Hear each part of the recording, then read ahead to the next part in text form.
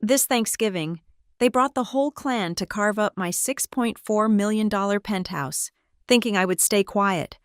They brought banners, wine, and a forged, notarized document. I brought something else entirely. When I played the elevator footage for the judge, every claim of family sacrifice shattered in 27 minutes. My name is Adeline Lawson. I am 33 years old, and I am the founder and sole managing member of Northbridge Property Group, LLC. It was just past 9 on Thanksgiving morning. Most of Chicago was basting turkeys or watching parades. I was in my West Loop office, finalizing tenant lease abstracts for the fiscal year end. I build environments of structured, profitable calm. My office, overlooking the gray ribbon of the expressway, is silent, save for the click of my keyboard and the hum of the server room. I do not take holidays. I build legacies. My phone didn't just buzz. It vibrated with a violent, insistent rhythm against the oak of my desk. A rapid-fire assault. Only one person texts me like that. Renee Porter, my best friend, my sanity check. I swiped the screen open. The first image loaded. It was the lobby of the Ivy Laurel Residences, my flagship property, my home, and standing in the middle of the Italian marble inlay were my mother, Margot Kane, my uncle Dave, and my sister, Brielle. They were surrounded by distant cousins I had not seen in 5 years. My stomach hollowed out. The second image came through. My breath caught. It was the penthouse. My penthouse. Margot was holding a champagne flute, her arm raised in a toast, beaming. The third image, Uncle Dave, an amateur contractor whose own home was in foreclosure, holding a laser measure against the dining room wall. The red dot was fixed on the drywall just above the wainscoting. The fourth image, my younger brother, Caleb. He was smoothing a flimsy piece of printer paper onto the door of my private study. 2 words were visible, written in marker: Caleb's studio. A notification banner dropped down from the top of my screen, the family group chat, a thread I kept muted, a toxic swamp of passive aggression and shared recipes. I tapped it open. The message, from Margot, sent 3 minutes ago. It's all settled. We divided everything fairly. I'm taking the penthouse. Brielle gets the 28th floor unit, and Caleb will take the 27th. Adeline can keep the ground floor lobby for her. Office. We are so blessed to share. I stared at the words. Keep the ground floor, as if it were hers to give. A cold prickle moved from the base of my spine up my neck. Then, the final photograph from Renee, the one that stopped my heart. It was the concierge desk in the main lobby, my multi-$1,000 custom art installation, a brushed bronze sculpture, had been shoved into a corner. In its place, hung between 2 ficus trees, was a cheap, vinyl banner. It read, "The Lawson Family Estate Planning Dinner." They were not visiting. They were invading. They were staging a coup. My hands were perfectly steady as I picked up my phone. I did not call Margot. I did not text the group chat. I called my building manager, Jonah Pike. He answered on the first ring, his voice already tight. "Ms. Lawson, I was just about to call you. There's a situation in the lobby." "Jonah?" I said, my voice flat, devoid of the panic clawing at my throat. How did my family get access to the residential floors in the penthouse? There was a pause. He was afraid. "Good. Ms. Lawson, your mother arrived about an hour ago," he stammered. She presented paperwork, articles of organization for Harbor North LLC." Harbor North. The name hit me like a physical blow. "She showed him the signature page," Jonah continued, rambling now. "It listed her as a co-founder. She said you were expecting them for an estate planning meeting and that she was taking possession. She was very convincing. She had a lawyer with her. A lawyer, not just an invasion, but a planned, weaponized assault. A memory, sharp and acidic, flashed in my mind. 7 years ago, I was 26, trying to secure my first loan. I had the business plan, the grit, the projections. I had no credit. Margot had co-signed a $20,000 startup loan. It was the only financial contribution she had ever made to my life, and it was a signature, not a cent of her own money. I remembered the day, 2 years later. I paid that loan off in full, with interest. I remembered the sterile office of my first attorney as Margot signed the notarized document, a formal release of guarantor status, and a dissolution of her name from the defunct Harbor North LLC. That entity was dissolved. Northbridge Property Group, the LLC that actually owned the Ivy Laurel and 6 other buildings, was formed 3 years after her signature was legally nullified. She had kept a copy of an obsolete document for 7 years, waiting. "She is not a co-founder, Jonah," I said. "She is a trespasser." I hung up before he could apologize. My second call was to Adam Whitaker, my corporate counsel. "Adam," I said, the moment he answered. "I have a hostile takeover situation at the Ivy Laurel. My mother is the primary aggressor. She is using voided articles from Harbor North to claim ownership." "What?" Adam's voice went from relaxed holiday morning to sharp professional in half a second. "Bring the current, updated operating agreement for Northbridge Property Group. Bring the executed deed for the building, clearly showing Northbridge as the sole owner. And Adam, find the payoff statement and the signed guarantee release for that $20,000 loan from 7 years ago. Bring everything. Get here now." "I'm 15 minutes out," he said. My final call was to the head of my building's security team, a man I paid very well for his discretion and efficiency. "This is Lawson," I said. "I am invoking a priority 1 lockdown of the residential tower. Effective immediately, disable all keycard access to the elevators above the lobby, including the penthouse. Ma'am, we have guests." "You have trespassers," I corrected him. "My master fob override remains active, no one else. I want 2 of your best men at the elevator bank. They are not to impede the guests from enjoying the lobby, but they are to ensure that no one leaves the premises, no one goes to the garage, no one exits the front door. Detain them politely until I arrive. Is that clear?" "Yes, Ms. Lawson, clear." I grabbed my keys and my briefcase. The file I had been working on lay forgotten. I took a single, deep breath in the elevator down to my car.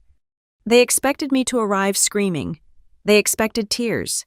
They expected a messy, emotional, familial fight that I would eventually lose, conceding property just to make the embarrassment stop.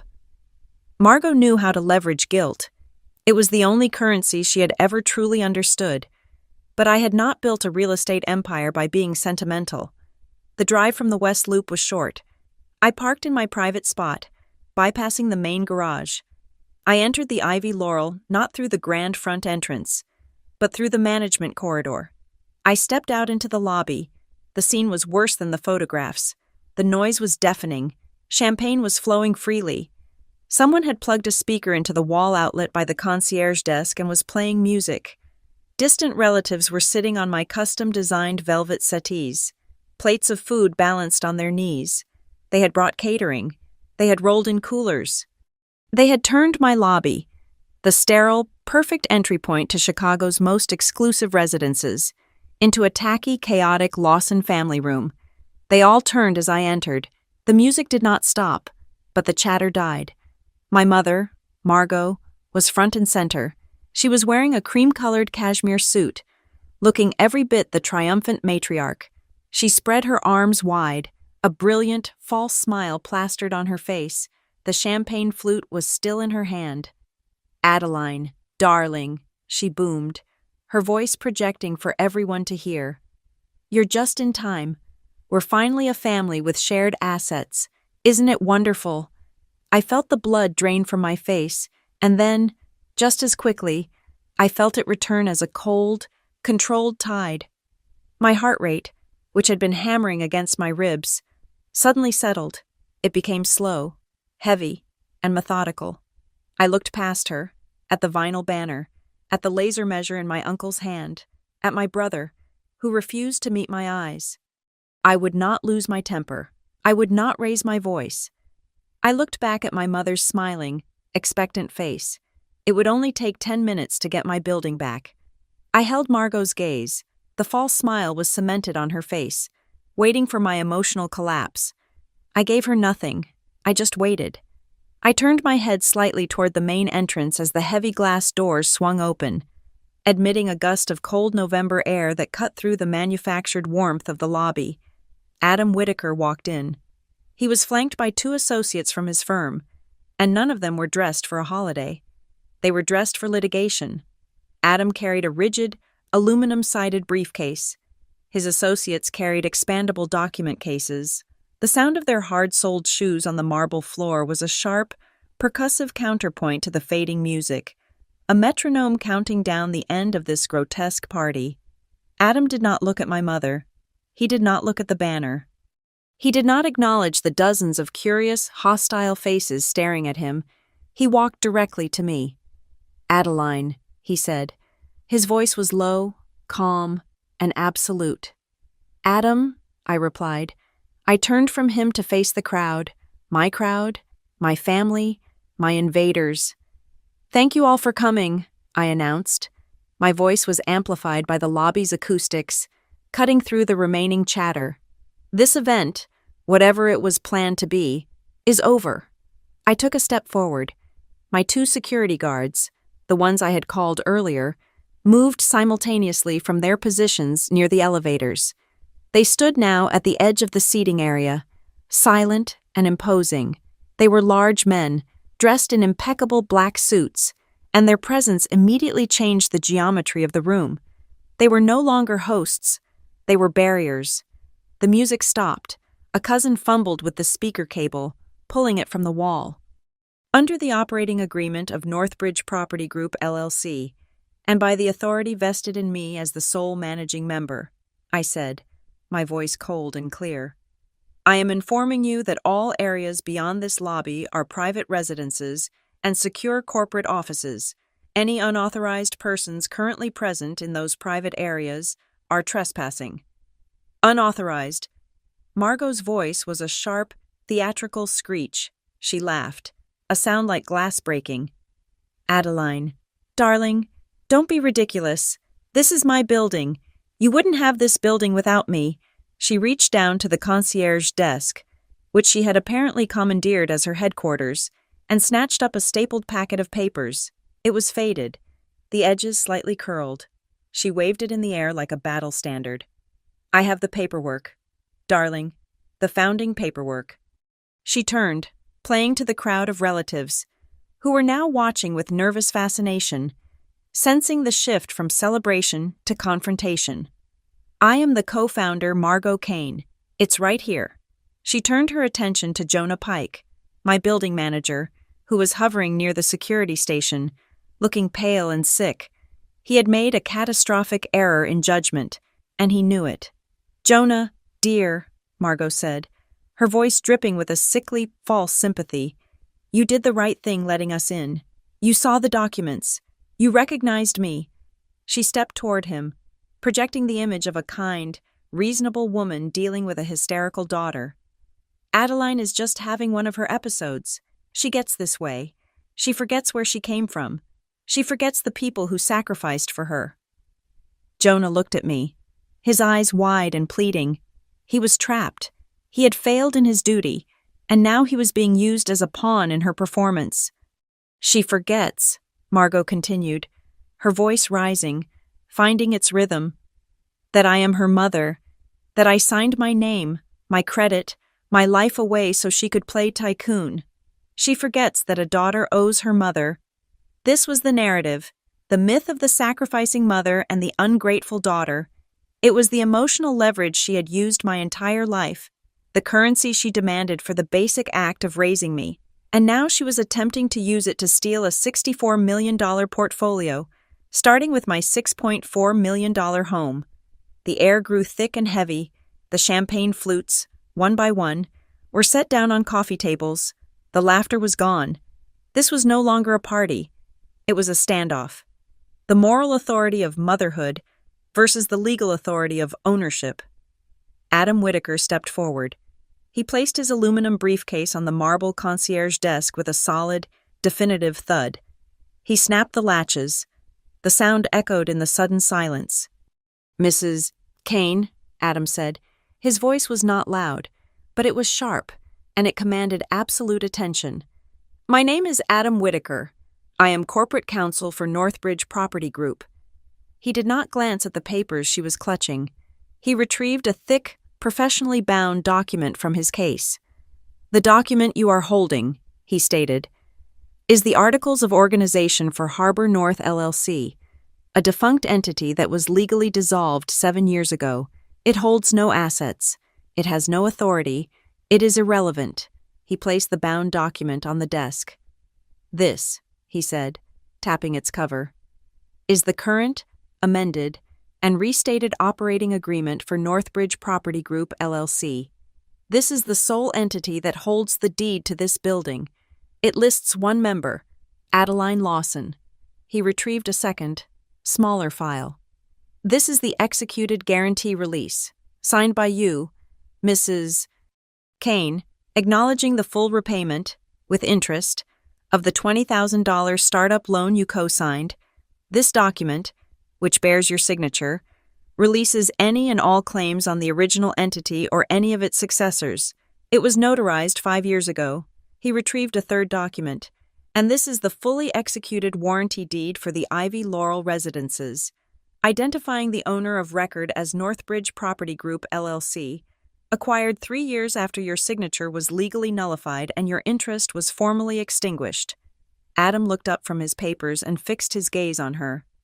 The paperwork you presented to Mr. Pike was obsolete. At best, it was a profound misunderstanding. At worst, it was fraudulent. A collective gasp went through the relatives. Fraudulent was a hard word, a legal word. It was not a word used in messy family disputes over Thanksgiving dinner. It was a word that had consequences. You can't talk to my mother that way. Caleb suddenly shouted from the back. He stepped forward, his face red and blotchy, shoving past an aunt. She's right. None of this would exist without her. She gave you the start. We all know you wouldn't have Northbridge if it wasn't for her. That's right, Uncle Dave chimed in, stepping away from the wall he had been measuring, his laser tool still in his hand. It's family money. It's blood money. You're supposed to share. This is what's wrong with you. Adeline, you always thought you were better than us. The murmur of agreement was immediate. The family, the mob, closed ranks. They saw the legal documents, but they chose the emotion. They chose the narrative of the mother betrayed, the sister who owed them. I had seen enough. This was not a negotiation. It was an expulsion. While Adam held their fire, I turned to the head of security, who was now standing at my elbow. Seal the penthouse, I said quietly, intensely. Full lockdown. Change all digital codes. Deactivate all biometrics except mine. Same for my office on 29 and the server room. I want it done in 5 minutes. He nodded and spoke into his wrist. I saw Renee Porter, who had slipped in behind Adam's team, moving quietly along the perimeter of the lobby. She was not engaging, she was documenting. Her phone was up, held steady. She wasn't just taking pictures, she was taking video. She panned slowly, capturing the banner. She captured the coolers. She captured the faces of the relatives. She captured the laser measure Uncle Dave was holding. She was establishing the chain of custody. She was gathering the evidence of their intent. I walked to the concierge desk. Margot and Adam were still locked in their standoff. Adam calmly restating the facts of the law. Margot becoming increasingly hysterical. Appealing to family decency and what is right, I ignored them both. I looked at the mess they had made on the desk. Champagne bottles, spilled food, and a stack of papers near where Margot had been holding court. I picked up the top sheet. It was a floor plan of the penthouse, my floor plan, but there were handwritten notes scrawled in the margins. The handwriting was not my mother's. It was meticulous, the precise lettering of an accountant. Allocate main living area Margot, one note read. Allocate BR2. Caleb, studio. Allocate BR3 guest, Dave Brielle. Below the floor plan was a sheet of letterhead from a local accounting firm, a man I knew to be a friend of the family. The note on it was damning Margot, per our discussion. This allocation of square footage establishes constructive possession for tax purposes. We can file the updated K-1 based on this division. This will cement your claim. They were not just visiting, they were not just claiming, they were actively conspiring to create a fraudulent paper trail of co-ownership, a post facto attempt to seize assets. This was premeditated. I placed the document carefully into my own briefcase. "Everyone," I said, my voice cutting through my mother's tirade. "Out," I nodded to the security team. The 2 guards at the elevator bank were joined by 2 more who had come from the security office. They moved with purpose, no longer asking, but directing. "We are not leaving," my sister, Brielle, shrieked. "This is our building too. You can't just kick us out." "If you do not leave the premises immediately," Adam Whitaker said, his voice rising just enough to project legal finality, "you will be removed for trespassing. If you resist, you will be arrested." The word arrested hung in the air, sucking the remaining oxygen out of the room. It was the sound of the fantasy breaking. The slow, humiliating exodus began. Coolers were dragged across the marble. Half-empty plates were left behind. The cousins and distant relatives, the ones who had shown up for a free Thanksgiving feast and a slice of a windfall, were the first to go, muttering about how they didn't want to get involved, and "this is between Adeline and her mother." Uncle Dave, red-faced, grabbed his laser measure. Caleb glared at me, his expression pure hatred, before grabbing his speaker and shoving past the guards. Finally, it was just Margot. Her guests had abandoned her. Her lawyer, if he ever existed, was nowhere to be seen. She stood alone in the center of the lobby, her cashmere suit looking wrinkled and defeated. The vinyl banner, the Lawson family estate planning dinner, hung limply behind her, a monument to her failure. She straightened her jacket. She walked slowly toward the door, her heels clicking angrily. As she passed me, she stopped. Her face was inches from mine. The smell of expensive champagne on her breath was overwhelming.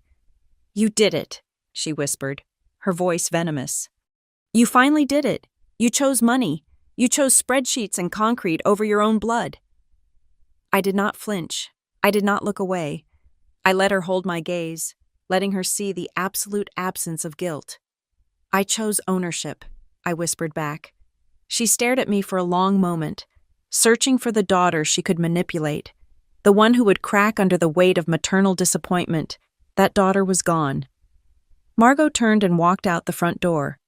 The heavy glass shut behind her with a quiet, final hiss.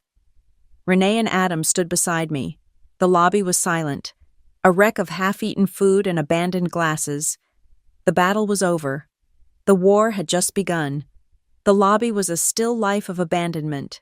Renee was methodically photographing the leftover catering trays and the abandoned champagne glasses. Adam was already on the phone with his office, dictating the framework for a cease and desist order. I did not stay in the lobby. I went upstairs. Not to the Penthouse, which I knew was now a compromise scene, but to the Northbridge corporate offices on the 29th floor. The air up here was sterile, controlled. My air. Adam and Renee joined me 10 minutes later. The adrenaline of the confrontation was gone, replaced by the cold, clean hum of forensic necessity. "They didn't just show up," I said, opening my briefcase on the conference table. I pulled out the accountant's letter, the one I had taken from the concierge desk. "This was planned. They have an accountant involved, advising them on constructive possession." Adam read the letter, his expression, usually impassive, hardened. "This is conspiracy to commit fraud. Adeline, this is organized. This accountant just made himself a co-conspirator." "I want our documents," I said. "All of them, now." For the next hour, we didn't speak of emotion. We spoke of exhibits. Adam's associates arrived with the physical files from the firm's vault. We laid them out on the glass table. A timeline of absolute legal truth. Exhibit A.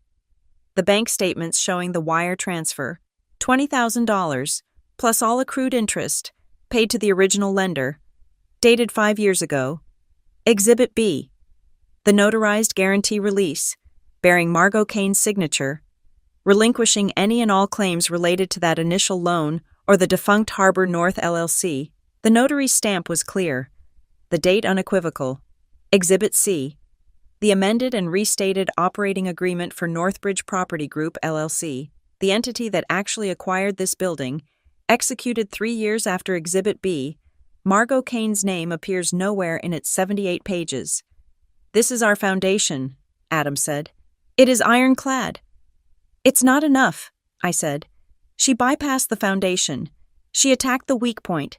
She attacked Jonah." My phone buzzed. A secured email from Jonah Pike. He was already working, desperate to redeem himself. The subject line read, "Keycard Access Logs." I opened the attachment. It was a raw data file, a spreadsheet detailing every keycard swipe against the residential elevator panels for the last 14 days. It showed the card ID, the time, and the floor selected. My stomach tightened as I read the names associated with the swipes: Caleb Lawson, Brielle Lawson, Dave Kane, Margot Kane. Not just today. They had been in my building, repeatedly. "How?" I whispered, scrolling through the entries. "How did they have access?"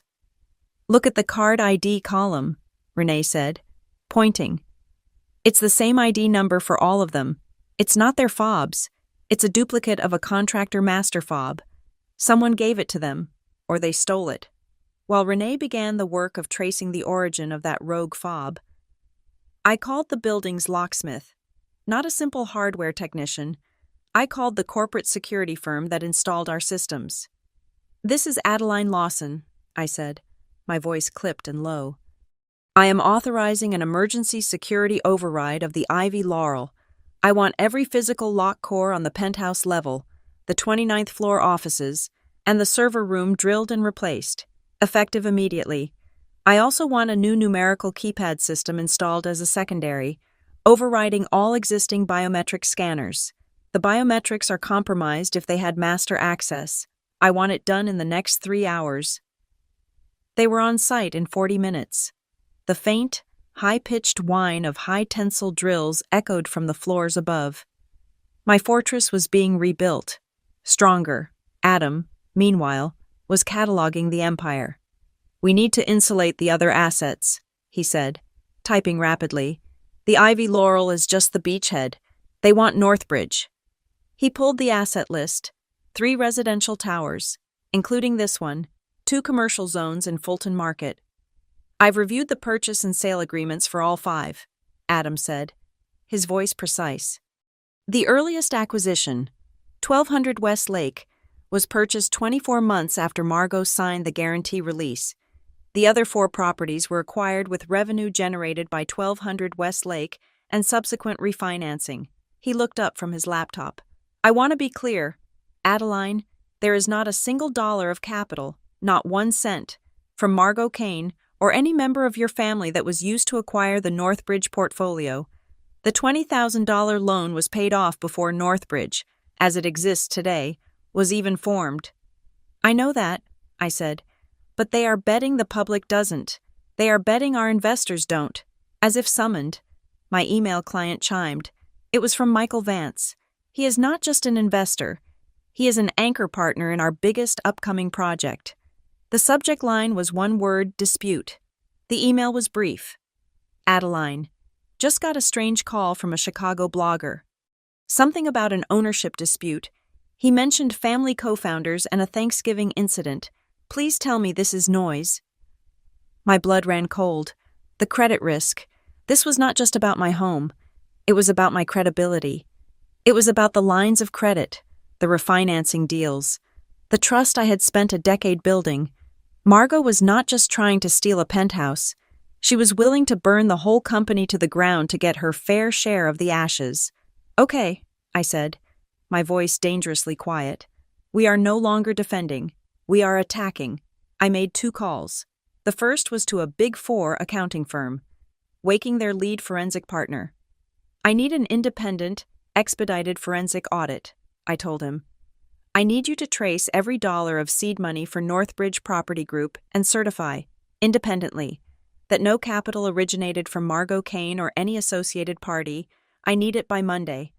The second call was back to Jonah. Jonah, the security footage. I want everything from the past 14 days. Lobby, all elevator cabs, every residential corridor, and the parking garage. I want it preserved, backed up to an offline server, and the chain of custody documented by your head of security. I want it now. Yes, Ms. Lawson, right away. While the massive data transfer began, Renee was doing her own digging. Adeline, you need to see this. She turned her laptop around. It was an email chain she'd recovered from the building's server, forwarded by a confused leasing agent. It was between my sister, Brielle, and a high-end interior decorator, the date 2 weeks ago. The email from Brielle read, "Yes, we are moving into the Ivy Laurel on the 28th floor. I'll need a consultation for a nursery design. We're aiming to be in just after Thanksgiving. We are taking the unit as part of a family distribution." They had already assigned themselves my leased-out units. This was premeditated, documented intent. "There's more," Renee said, her fingers flying. "Jonah just traced the master fob. It was checked out 3 days ago." "By who?" "A man claiming to be a fire inspector," Jonah said over the speakerphone, his voice tight with shame. "He was with a photographer, said they were friends of your Uncle Dave, just checking the sprinkler layouts for insurance." "A photographer, not a fire inspector." "Get me the footage from the parking garage." 3 days ago," I said. Renee pulled the file. There they were, Uncle Dave's friend, the photographer. He wasn't photographing sprinklers. He was walking the halls, photographing the emergency exit layouts, the stairwells, the service elevator access points. This was not an invasion. This was a reconnaissance mission. They were mapping the building for a prepared, hostile occupation. Adam Whitaker was already on his feet, putting on his coat. "That's it," he said. "That's the constructive possession the accountant was talking about. They were documenting their control of the property. They're building a case." He picked up his briefcase. "I'm finalizing the cease and desist. It's going via courier to Margot, Caleb, Brielle, Dave, and that accountant. It will detail their conspiracy and fraudulent misrepresentation. It will demand they cease all contact and make no further claims, public or private, against you or Northbridge, and it will explicitly cite their actions today as attempted constructive possession." After he left, the office was silent again. Save for the whir of the new locks being installed down the hall, Jonah Pike appeared at the door. He looked like he had not slept in a week. "Ms. Lawson," he started, his hands clasped in front of him. I have no excuse. She said she was your mother. She had the old paperwork. I was trying to be respectful of your family." "You were trying to be respectful with my assets." "Jonah," I said, my voice flat. "You allowed unauthorized individuals into my home and the homes of my tenants. You compromised the security of the entire building." "Yes, ma'am. I will tender my resignation." I looked at him. He was a good manager. Just weak. He was susceptible to the exact emotional blackmail Margot specialized in. Firing him would be easy, but it would not solve the problem. "You will not resign," I said. "You will fix this.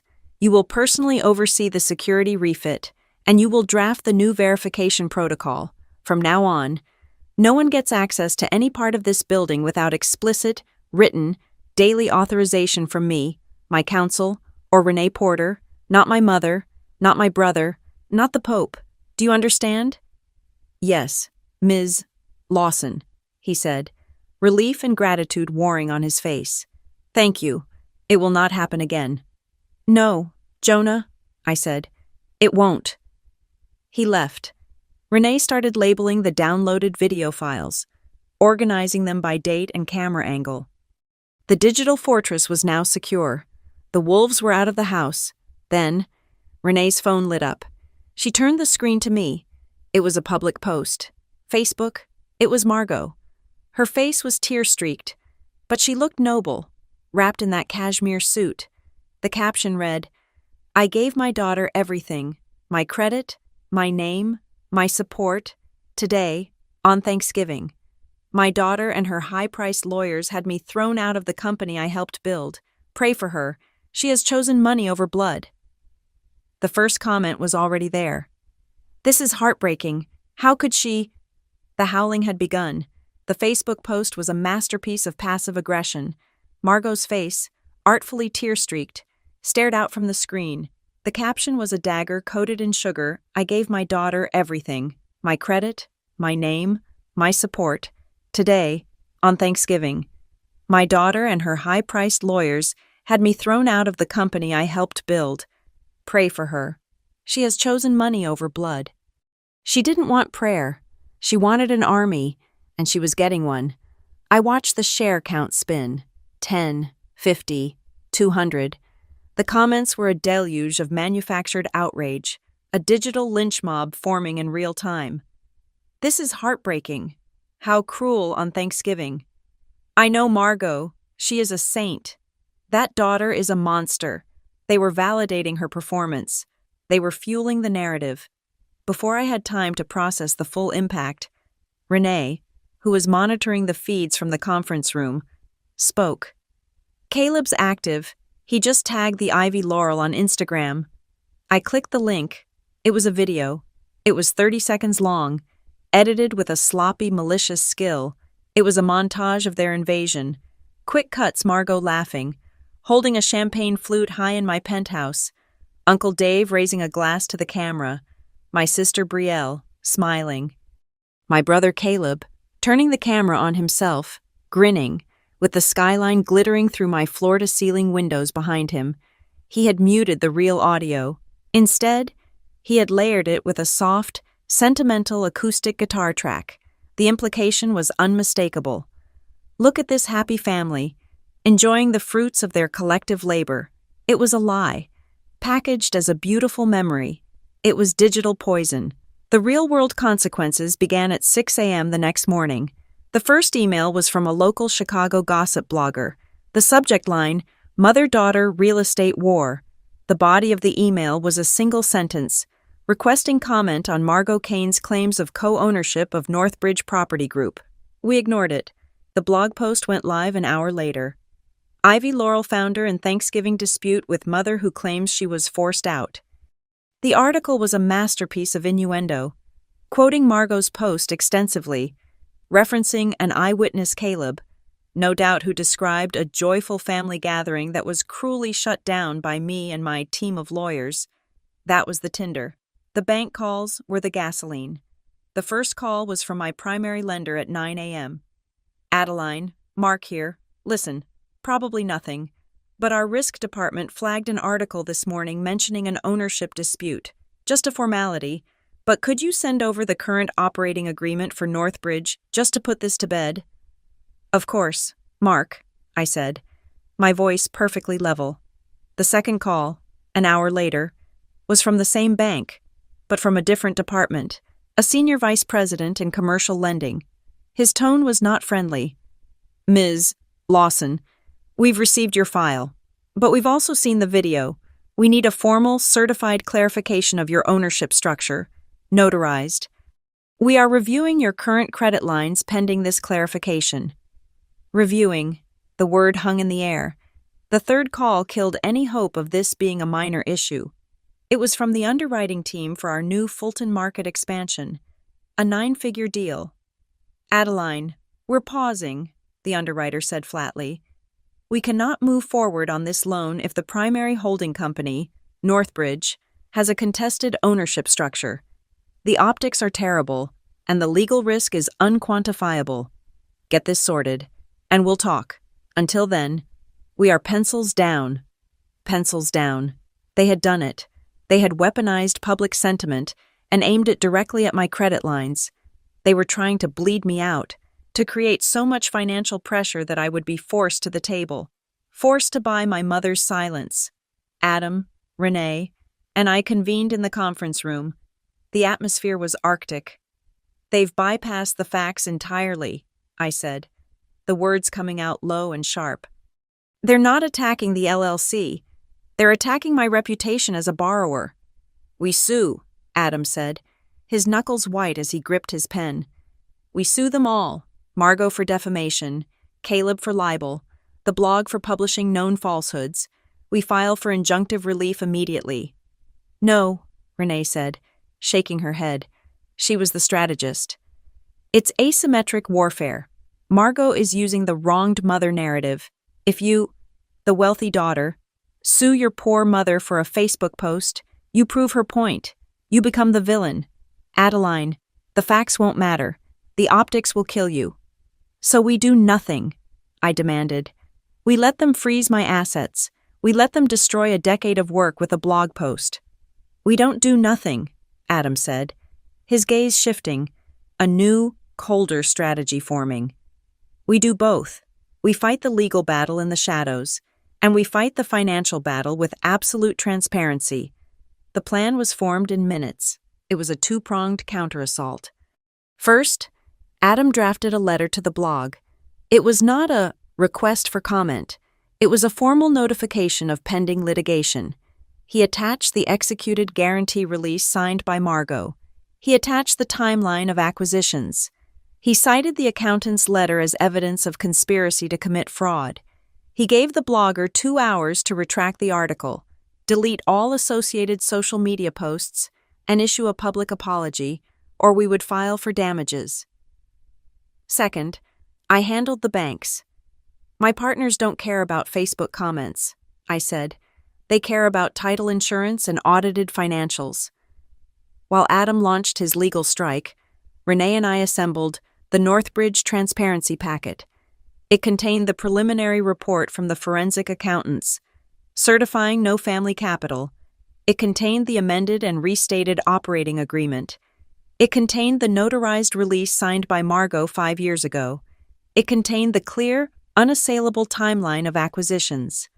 It was cold, boring, and irrefutable. We sent it via secured courier to every one of our lenders and private equity partners. The effect was immediate. 90 minutes after Adam's letter was delivered, the blog post vanished. It was replaced by a short retraction. "We have removed an earlier article regarding Northbridge Property Group. The reporting did not meet our editorial standards and was based on unsubstantiated claims." Caleb's Instagram video disappeared 30 minutes after that, a small, clean victory, but we had only cut off the Hydra's smallest heads. On Monday morning, Margot escalated.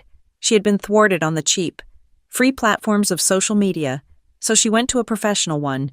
Renee had the morning talk show on. The host, a woman with a practiced, sympathetic smile, turned to the camera. And coming up next, a heartbreaking local story. A self-made woman, Margot Kane, claims she was locked out of the real estate empire she helped build. By her own daughter, she joins us live. There she was, in the same cream-colored cashmere suit. Her face was a mask of noble suffering. She cried. She spoke of sacrifices. She spoke of promises. She never mentioned the $20,000 loan. She spoke only of my signature and my unwavering support.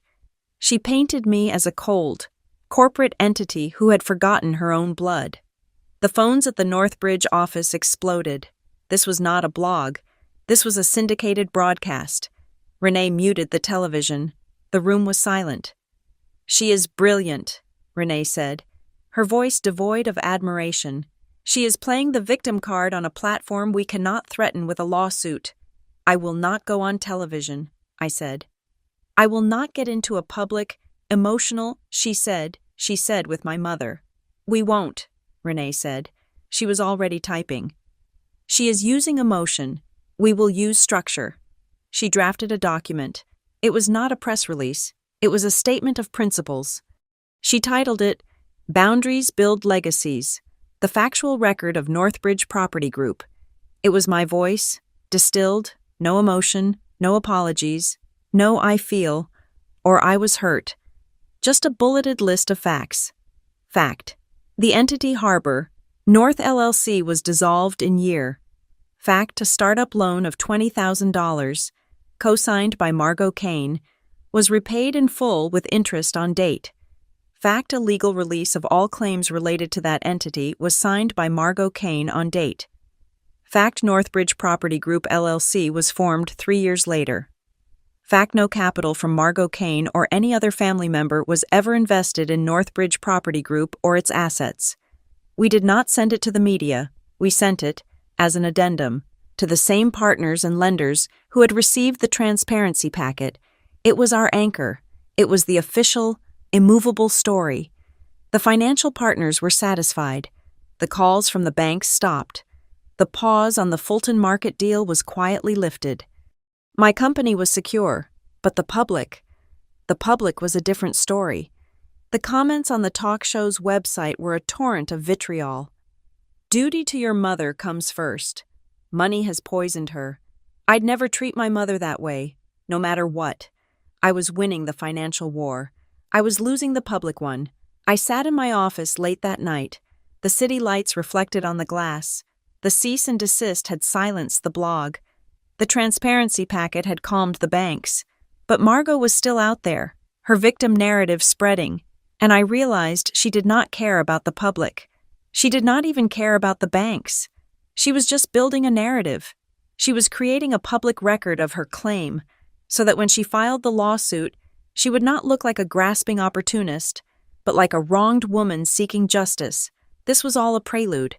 This was the opening act for a courtroom. I picked up the phone and called Adam. "She's not going to stop," I said. "I know. She's prepping the battlefield for a legal strike," I continued. "She's using the media to create a smokescreen, to make this so messy that she thinks I'll pay her millions just to make the noise stop." "She is looking for a settlement," Adam agreed. "She is not getting one," I said. I looked at the desktop icon for the preserved security files, the hours of footage from the lobby, the garage, and most importantly, the elevators. She thinks this fight is about duty versus ownership. She thinks it's a battle of emotion. But she's just given me the one thing I was missing. "What's that?" Adam asked. "A documented, provable, criminal conspiracy," I said. "She wants a war in the press. Fine. Let her have it. She's building her case, but I am building her trap, and the bait is the one thing she thinks I'll never use against her, the truth." The media war was just the air cover. The ground invasion began on Tuesday. It did not start with a bang. It started with a phone call, a polite, bureaucratic notification that held the power of a guided missile. Adam's office received it first. The call was from the clerk of the circuit court. "Mr.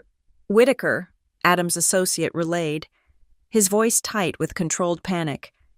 "The clerk's office just served us.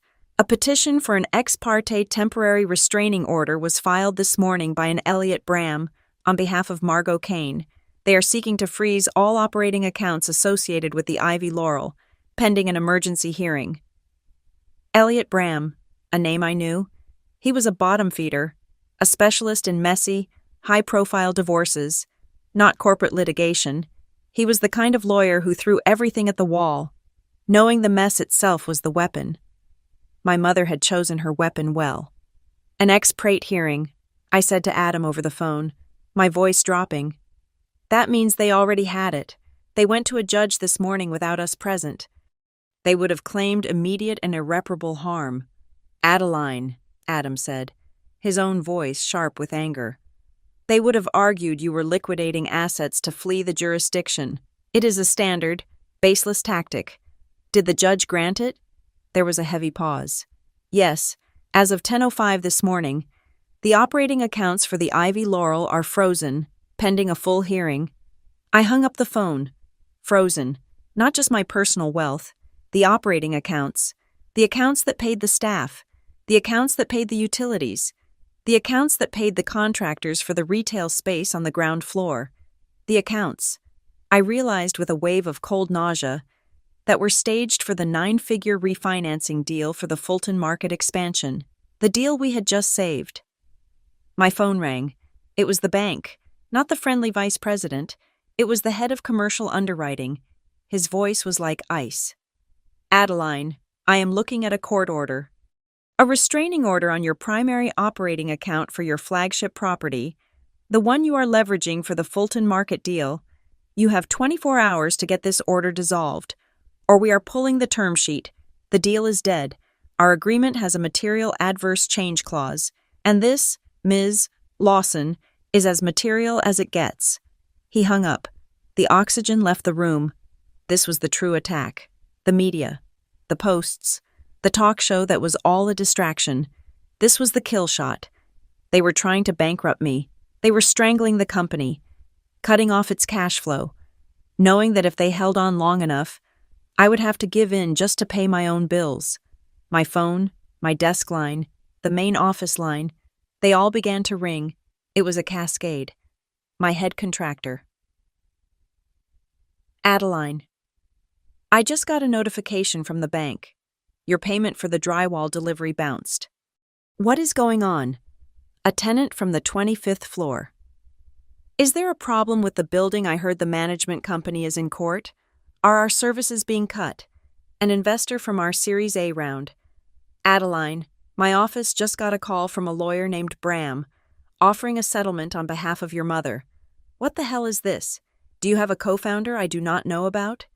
The calls blurred into a single, suffocating roar. I put my phone on silent and watched the screen light up. Again and again, it was a symphony of panic. My reputation, which I had spent a decade building, was being dismantled in a single morning. Renee turned on the television in the conference room, the local midday news, and there she was again, in a re-aired clip from her talk show appearance. My mother, crying. "I just want what is fair," she wept to the camera. "I am not asking for everything. I just want my daughter to honor the promises she made." The station cut back to the news anchor.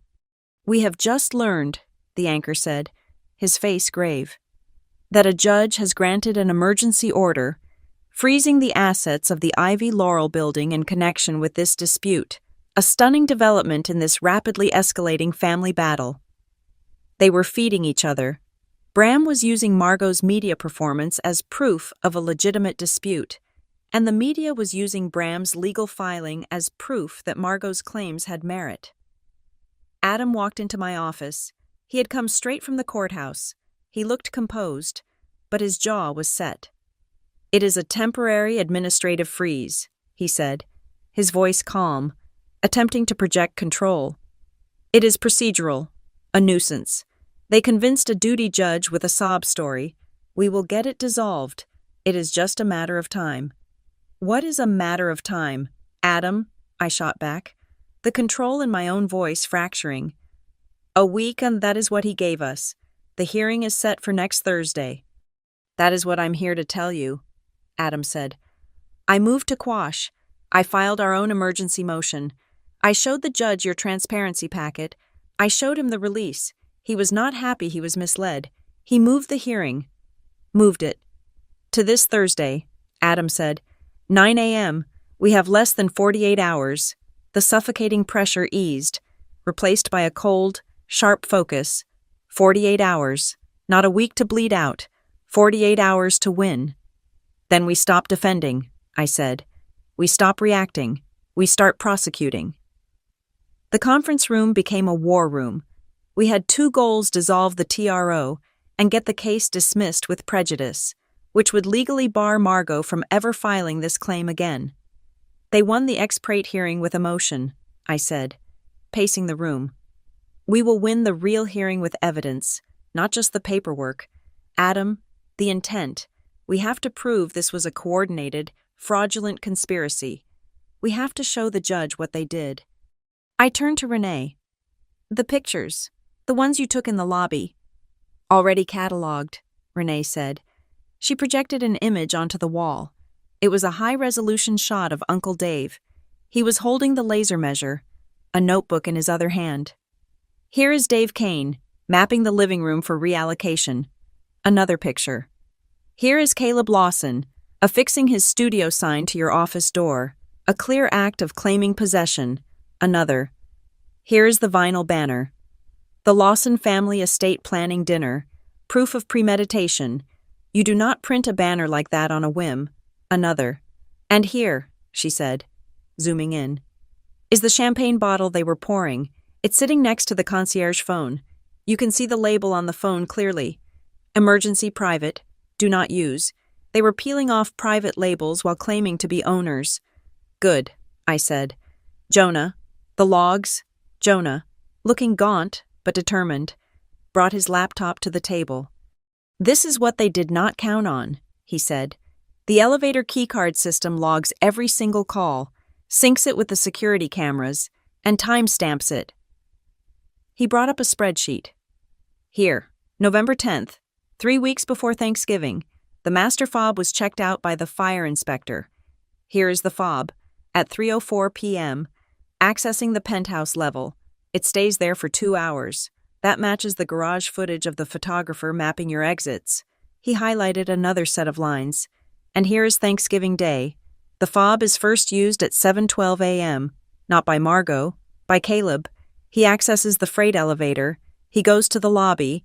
The timestamp corresponds with the Sallyport camera, which shows him and Uncle Dave unloading the banner and the coolers. They were inside, setting up, before she even presented the fraudulent documents to you, I said. The coldness was spreading, a kind of clarifying ice. They were in the penthouse at 7:30 a.m., Jonah confirmed. They hung the banner in the lobby at 7:50. Your mother did not arrive at the front desk to check in until 8:15. She did not arrive to check in, Adam said, his eyes gleaming. She arrived to provide a distraction for an occupation that was already in progress. Now the money, I said. I called the forensic accountant.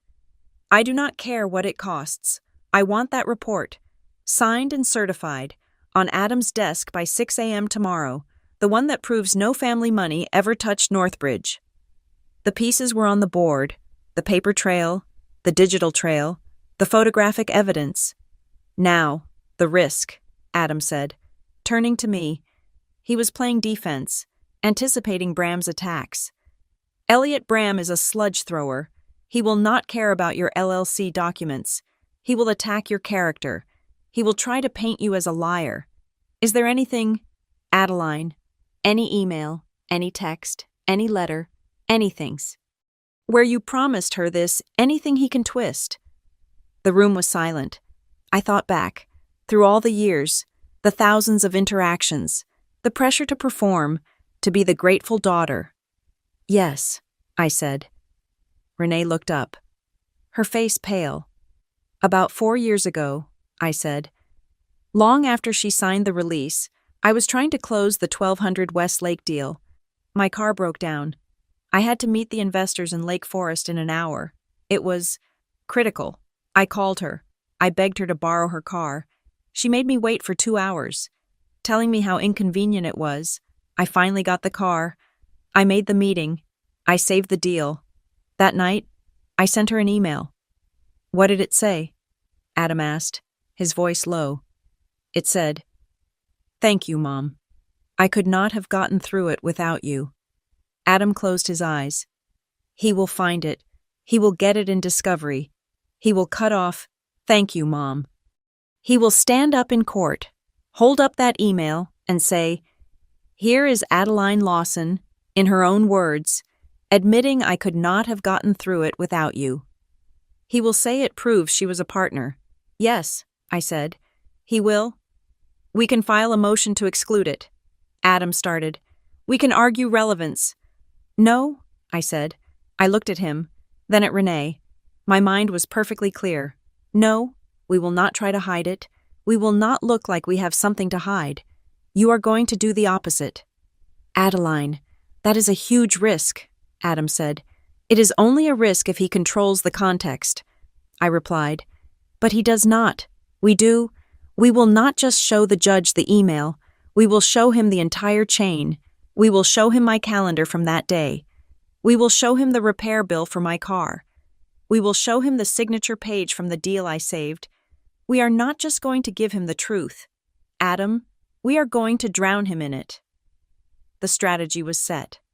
We were not just here to get my money unfrozen. We were here to permanently dismantle the lie. The trap was ready. The 48-hour countdown was not a deadline. It was a fuse. We spent the next day not just preparing a defense, but building a legal guillotine. While Margot was rehearsing her tears for the judge, Adam was weaponizing the truth. At 7 a.m. on Wednesday, 26 hours before the hearing, Adam filed our response. It was not a simple argument. It was a comprehensive motion to dismiss, and it was brutal in its precision. He attached the appendix, a stack of documents that eviscerated my mother's entire narrative. Exhibit A. The amended and restated operating agreement of Northbridge Property Group, LLC, naming Adeline Lawson as the sole member. Exhibit B. The notarized guarantee release, signed by Margot Kane, terminating all interest 5 years prior. Exhibit C. A detailed acquisition timeline, showing every single property, all 3 towers. Both commercial zones was purchased after her signature on Exhibit B. At 8 a.m., the certified report from the forensic accounting firm landed on Adam's desk. I read the executive summary. It was beautiful. Our audit confirms with 0% margin of error that no capital originating from Margot Kane, or any entity she controlled, was used in the formation of Northbridge Property Group or in the acquisition of its subsequent assets. Not $1, not 1 cent. Adam immediately filed this as Exhibit D. While Adam was at the courthouse, I worked on neutralizing the financial attack. The frozen accounts were still a threat. I signed a limited authorization, releasing the full, audited transparency packet, including the new forensic report to our key capital partners and lenders. It was a move of absolute confidence. You cannot argue with an independent, third-party audit. The rumors of insolvency and contested ownership died instantly. My phone lit up, but this time it was the underwriter from the Fulton Market deal. "We have the packet," he said, his voice all business again. "The TRO is a nuisance, but this data is solid. We'll attend the hearing as an interested party, get the freeze lifted, and we're back on." Renee, meanwhile, was collecting the human element, not emotion, affidavits. By noon, she had secured 23 sworn statements, not from friends, but from my primary investors, the architects who designed the Ivy Laurel, and the general contractors who built it. 23 statements, all testifying to the same facts. Adeline Lawson was the sole point of contact. Adeline Lawson was the sole decision-maker. Adeline Lawson was the sole visionary for Northbridge Property Group. Margot Kane's name had never, not once, been mentioned in any high-level meeting. This was the paper shield. Now we needed the sword. "The video server," I told Jonah. "I want it sealed." We brought in a third-party digital forensics firm. They took possession of the master hard drives containing the footage from Thanksgiving Day and the 14 days prior. They imaged the drives, sealed the originals in tamper-proof bags, and signed a declaration establishing an unbreakable legal chain of custody. The data was now admissible. It was pristine. Renee came into the conference room late that afternoon. She had been quiet for an hour, working her own sources. "I have something," she said. "She has contacts in the legal services community, paralegals who talk. I got a message from a friend who works at a deposition center. She overheard Elliot Bram talking to his associate in the hallway. And," I asked, not looking up from the affidavits. "The plan is exactly what you thought," Renee said, her eyes hard. "They know the documents are weak. They know the judge will likely dissolve the TRO. This isn't about winning in court. This is about getting to court. Bram's entire strategy is to drag this out, to force a lengthy discovery process, and to subject you to a public, humiliating deposition. They are betting you will pay millions just to avoid having your family drama aired on the public record. The goal," she said, quoting her source, "is to embarrass her into a settlement." I smiled. It was a thin, cold smile. "Embarrassment," I said. "That is their weapon. They think I'm afraid of the truth. They think I am afraid of the mess. They are about to find out." The trap was closing. The cheese was the money. The spring was the law. But the mechanism, the part that ensures the kill, was still missing one final piece. The paper trail proved I owned the building. It did not definitively prove their intent to commit fraud. The photos of the banner were good. The accountant's letter was better, but I needed something irrefutable.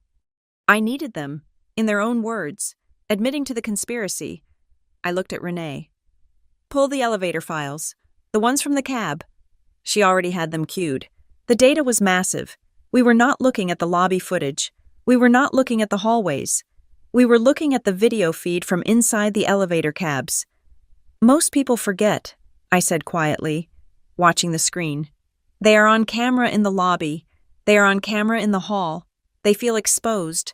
But the elevator, that is a private space, a transition. They think they are safe. They talk. I sat down at the terminal myself. I did not just review the footage. I consumed it. I cross-referenced Jonah's keycard logs with the camera timecodes. Click, 7:12 a.m. Caleb Lawson uses the master fob. The camera inside freight elevator 2 activates. The audio is clean. The cab's microphone is sensitive, designed to pick up whispers in case of an emergency.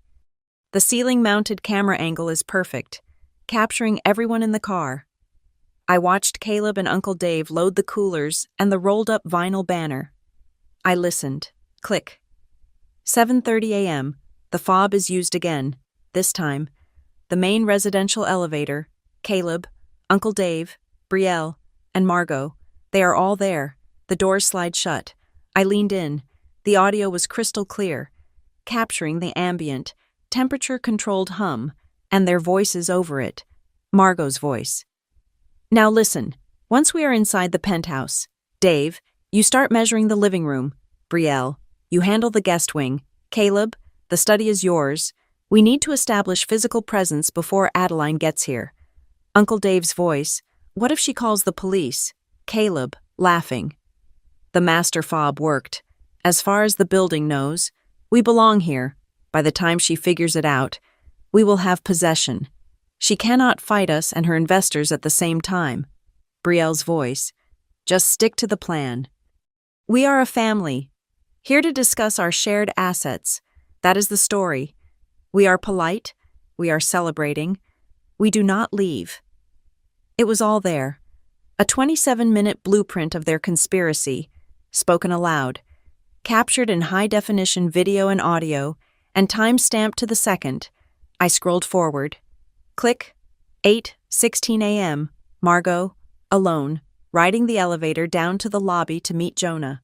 Her face arranged into a mask of maternal warmth. Click. 8:21 a.m. Margot, riding back up. This time with Brielle, after conning Jonah. The doors close. Her mask drops. Margot's voice. He bought it. The fool. He bought the Harbor North papers. He's terrified of offending me. Brielle's voice.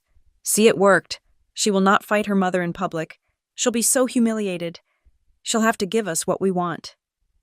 I hit pause. My heart was not racing. It was slow and heavy, like a piston. This was not a smoking gun. This was a tactical nuclear weapon. I looked at Adam. This is what we will use. Adam's expression was grim. Adeline, this is devastating. A judge will not look kindly on this. That is the point, I said. The next 12 hours were precise. Adam's team isolated the key audio and video clips. They created a master file, synchronizing the keycard swipe data from Jonah's logs with the corresponding video clips. It was an unbreakable matrix of evidence, time, location, individual, action, and intent. Adam filed a motion to supplement our evidence, citing newly discovered video and audio footage pertinent to the plaintiff's claims of irreparable harm. He then prepared the presentation equipment. We were not just bringing a hard drive, we were bringing a projector, a sound system, and a certified technician to run it. We would not risk a technical glitch. Finally, Adam's team drew up the last document, a motion for sanctions, a counterclaim. Based on the evidence of a coordinated, bad faith attempt to defraud the court and inflict tortious interference on Northbridge Property Group, he dictated, we will be seeking full reimbursement of all legal fees, plus punitive damages for defamation. We were ready. The evidence was sealed. The video was queued. The affidavits were stacked. All we had to do was wait for the hearing. Wait for my mother to stand up in front of a judge and lie. We were just waiting for her to press play. The evidence was locked, but it felt incomplete. The sealed drives from the forensics team were a collection of disparate moments. We had the individual snapshots of their conspiracy, but I wanted the blueprint. I needed to show a judge not just that they trespassed, but how they planned the attack, movement by movement. "Jonah," I said, standing in the Security Operations Center, the wall of monitors displaying the quiet, post-invasion normalcy of the building. "I need more than the raw footage. I need a map, a movement diagram. I want every swipe of that master keycard plotted on a building schematic, time-stamped to the second." Jonah, now operating with the grim efficiency of a man trying to save his career, got to work. An hour later, he called me into his office. He had not just a map, but an anomaly. "Ms. Lawson, the fob they used," he said, his voice hushed. It wasn't a standard contractor fob. It was MM3, Management Master 3. It is one of only 5 keys in this building that can override elevator floor locks and bypass the Penthouse biometric scanner. A cold spike of adrenaline shot through my chest. This was not a stolen fob. This was not a lucky break. This was inside help. "Who was MM3 assigned to?" I asked. Jonah typed. His face went pale. "It was checked out from the key locker at 2:17 p.m. the day before Thanksgiving." "By whom?" He turned the screen to me. The digital sign-out sheet was clear. The signature was sloppy, but the name was legible. It was the accountant, the friend of Uncle Dave, the man who had signed in under the guise of a fire safety inspection. "He asked for it specifically," Jonah said, his voice cracking. "He said he needed to check the PCCC panel in the freight elevator shaft, and that only a management master would give him access. I believed him. He had paperwork. He had a role to play," I said. "Renee, pull the parking garage footage, 2:17 p.m., the day before Thanksgiving, service entrance." We watched the new file, a black sedan, unremarkable, pulled into the service bay. The accountant got out, went inside. 10 minutes later, he returned, the small black rectangle of the master keycard in his hand. He did not leave. He opened his trunk. "There," Adam said, pointing. 2 other men were in the back of the car, waiting. One was the photographer we had seen on the corridor footage, the one mapping the exits. The other was a man I did not recognize. They pulled equipment from the trunk, not just the photographer's camera bag, but a heavy-duty hard-shell case and a long cylindrical cardboard tube. "The case," Renee whispered. "That is a professional laser measuring kit, far more advanced than the one Uncle Dave was holding." "And the tube," I said, my eyes fixed on the screen as they carried it toward the freight elevator. "That's the vinyl banner. The Lawson family estate planning dinner." They had brought their invasion kit. They had used a fraudulent inspection to acquire the master key. This was not a family dispute that got out of hand. This was a premeditated criminal conspiracy to commit breaking and entering. "Now the elevator tapes," I said, my voice barely a whisper. "Cross-reference this. I want to know what they said when they thought no one was listening." We went back to the sealed, time-stamped audio files from the cab interiors.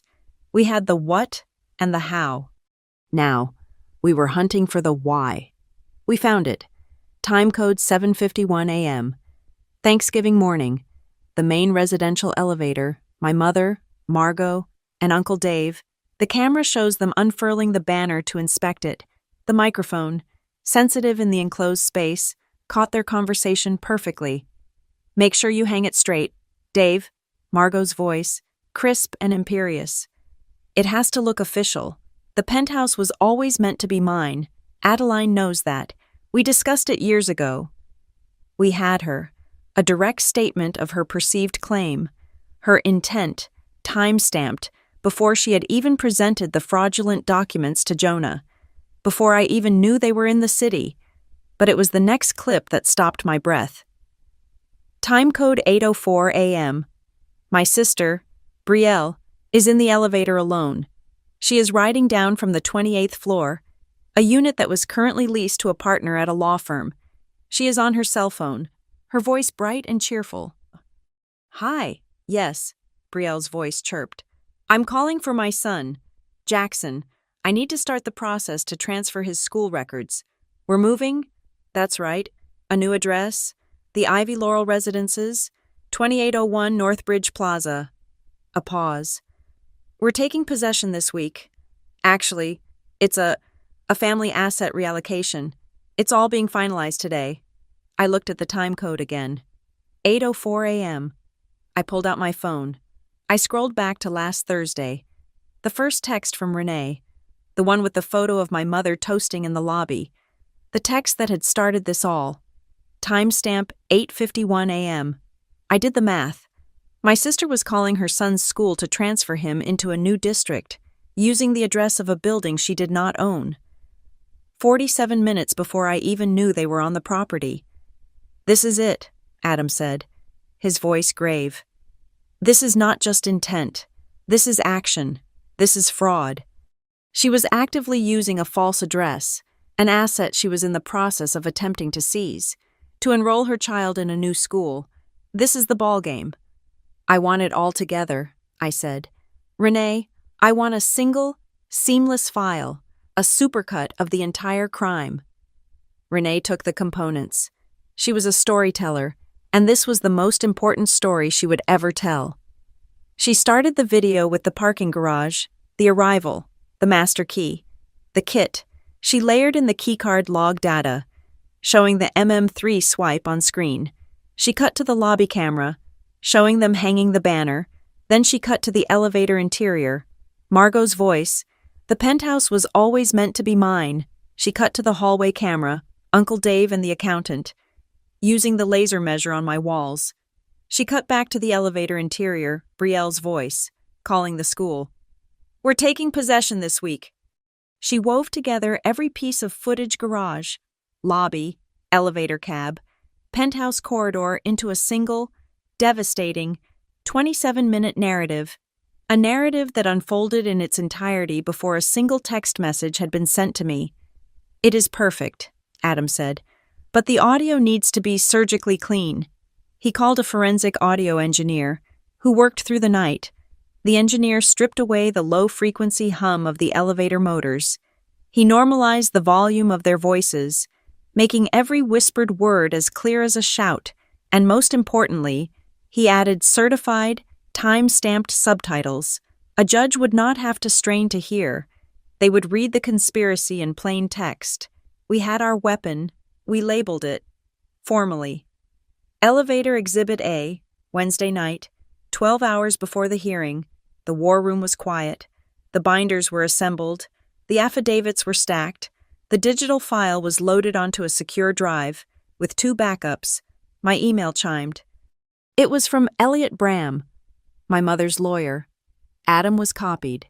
Subject, an offer for familial harmony. I read the email aloud to Adam and Renee. Mr. Whitaker, it began. In the interest of resolving this unfortunate family matter quietly, and to avoid unnecessary public testimony, my client, Margot Kane, is prepared to drop her petition for the temporary restraining order and all future claims. In exchange, your client, Ms. Lawson, will agree to a simple, good faith transfer. She will cede all tenancy and ownership rights to the unit on the 27th floor to Mr. Caleb Lawson for a period of no less than 3 years, as a gesture of goodwill. I looked at Adam. He was not angry. He was smiling. They are still trying to occupy the building, he said, shaking his head. Even their settlement offer is a land grab. They are so arrogant, so convinced of their narrative, that they just put their entire motive in writing.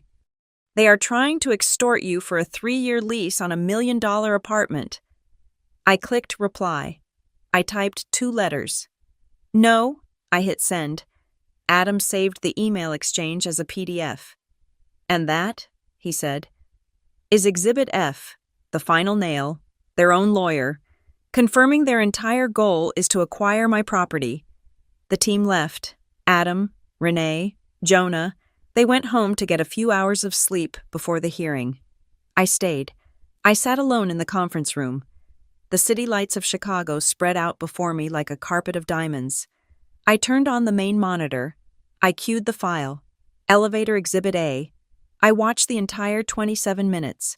I watched the garage footage. I watched them load the banner. I listened to my mother's cold, certain voice claiming my home. I listened to my brother laugh about how I would be forced to give in. I listened to my sister, her voice full of cheerful efficiency, as she dismantled her son's life in preparation for her new one, built on a lie. I watched all of it.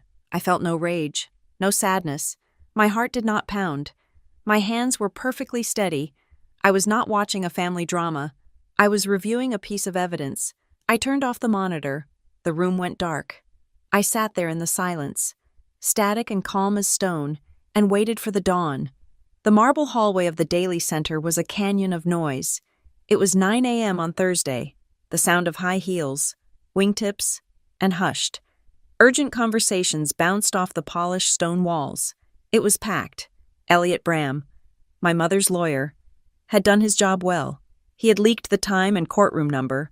The local news crews were here. Cameras shouldered, microphones extended like metallic bouquets. I saw them holding court near the heavy oak doors of courtroom 2103. Elliot Bram, preening in a suit that was too shiny, was adjusting his tie, whispering to a reporter. And beside him, my mother, Margot Kane. She was a work of art. She was wearing a soft, modest, beige cardigan, no cashmere suit today. This was the costume of the victim, the wronged mother. Her hair was pulled back simply. She looked pale, vulnerable, and she was clutching a single, balled-up tissue in her hand. I walked past them. I did not look at them. Adam was at my side, and Renee was just behind, both carrying identical, rigid briefcases. My own case was smaller.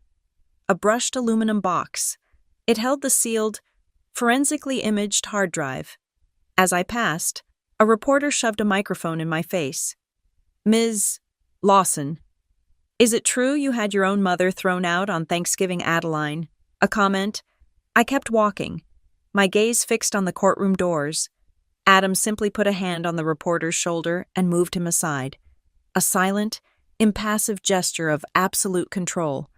I heard my mother, just behind me, let out a small, perfectly timed sob for the cameras. We passed through the security checkpoint. I placed the aluminum case on the conveyor belt. The security guard looked at it. "Electronics. Evidence," I said. It passed through the X-ray. I picked it up on the other side, the metal cool and steady in my hand. The courtroom was old, paneled in dark, gleaming wood that smelled of floor polish and a century of litigation. It was intimidating by design. We took the defendant's table. Adam began to set up. He did not just place a laptop on the table. He, Renee, and a certified technician we had hired, began discreetly setting up a large, high-definition monitor facing the judge and a small, powerful speaker system. Elliot Bram and my mother entered, taking the plaintiff's table. Bram smirked when he saw our equipment. He probably thought we were bringing an overly complicated slide presentation. He had a single, thick binder. He was bringing a knife to a gunfight. "All rise." We stood. The room went silent. Judge Hargrove entered. She was a sharp, no-nonsense woman in her 60s, with a reputation for reading every single document before a hearing and having zero patience for theatrics. She sat and put on her glasses, looking down at the mountain of paper filed in the last 48 hours. "Good morning," she said, her voice dry. "We are here on case number 2025 CH1044, Kane versus Lawson and Northbridge Property Group. I am reviewing the plaintiff's ex parte petition for a temporary restraining order, which I granted, and the defendant's subsequent emergency motion to quash and dismiss with prejudice. Mr. Bram, you filed this emergency. You have the floor. Convince me this is not a colossal waste of the court's time." Bram stood, his face a mask of solemn sincerity. He was a performer. "Thank you, Your Honor. This is not just a case about money. It is not about LLCs or operating agreements. This is a case about promises. This is about blood. It is a classic, tragic story." A mother, Margot Kane. He gestured to my mother, who dutifully lowered her head, the tissue rising to her eye, who saw a spark in her daughter, a mother who poured her own credit, her own name, her own financial backing into her daughter's dream. He walked to the center of the floor, pulling a document from his binder. He held it up as if it were the Constitution. This, Your Honor, is the original Articles of Organization, the founding document. And what do we see on the signature line? 2 names, Margot Kane and Adeline Lawson, co-founders, partners. He paced, his voice rising with practiced indignation. For years, they built this dream together. Margot provided the emotional support, the financial backing, the family stability that allowed her daughter to build an empire. And what was her reward? What did she get for her sacrifice on Thanksgiving Day? She was thrown out of her own building, her own home, by her daughter's high-priced lawyers. He returned to his table. The asset freeze must stand. Your Honor, we must protect my client's interests while we conduct a full discovery, a full accounting, to determine exactly how much of this 9-figure empire she is owed. He sat down. The performance was over. Judge Hargrove looked at him, unimpressed. Mr. Bram, your petition claims co-founder status, but the defendant's motion to dismiss includes a signed guarantee release from your client dated 5 years ago. What am I to make of that? A simple misunderstanding, Your Honor, Bram said, jumping back up. A piece of paper. A formality, signed under pressure, that Ms. Lawson assured her mother meant nothing. It was just to clean up the books. She promised her mother, "You will always be my partner." This case is about that promise. Judge Hargrove turned her gaze to the plaintiff's table. Mrs. Kane, do you wish to make a statement? This was the moment. My mother stood. Her voice was thick, choked with unshed tears. Your Honor, she whispered, her voice trembling. I am not a businesswoman like my daughter. I do not understand these papers. All I know is that I helped her. I was there from the beginning. I signed the first loan. I just want what is fair. I am not asking for the whole company. I am not a greedy person. I just want a small piece. For my family, for my children, for the sacrifices I made. She promised. She sat down, dabbing at her eyes with the tissue. It was a perfect performance. She had painted me as the cold, wealthy monster. She had painted herself as the simple, loving mother. The judge looked at the tissue box on Margot's table, then turned to Adam. Mr. Whitaker? Adam stood. He buttoned his jacket. He was not a performer. He was an executioner. Your Honor, he said, his voice quiet, flat, and lethal. Mr. Bram is correct about one thing. This case is about promises, and it is about blood. But fairness begins with the truth. He did not walk to the center of the floor. He stood at his table, a master of his own domain. Mr. Bram and his client have built their entire case, this entire media narrative, on 3 fundamental lies. Today, we will dismantle them, one by one, with documented, irrefutable facts. Lie number 1, that Margot Kane is a co-founder. Your Honor, you have in front of you Exhibit B, the notarized guarantee release, signed by Mrs. Kane, extinguishing all claims to the original, defunct entity. This was not a formality. It was a legal binding transaction. And you have Exhibit C, the acquisition timeline. This timeline proves, unequivocally, that every single asset, every brick and every beam of Northbridge Property Group, including the Ivy Laurel, was acquired years after Mrs. Kane legally and formally severed her ties. Lie number 2, that Margot Kane financially backed this empire. Your Honor, you have Exhibit D, the certified independent forensic audit. This audit confirms that not one single dollar of Margot Kane's money was ever invested in Northbridge Property Group. The $20,000 loan she references was a co-signature on a bank loan, which was paid back in full, with interest, before the company was even formed. Lie number 3, that this was a misunderstanding by Your Honor. You have Exhibit F, an email from Mr. Bram himself, sent to me last night. In it, He offers to drop this entire misunderstanding in exchange for a good faith transfer of a multi-million-dollar apartment on the 27th floor. This was not a plea for fairness. It was an attempt at extortion. Bram was on his feet. Objection, Your Honor. This is mischaracterization. It was a settlement offer. It is an admission of intent. Mr. Bram, sit down. Judge Hargrove snapped. She looked back at Adam. She nodded. Slowly. She was following the paper. The narrative of the wronged mother was crumbling, replaced by the reality of the paper trail.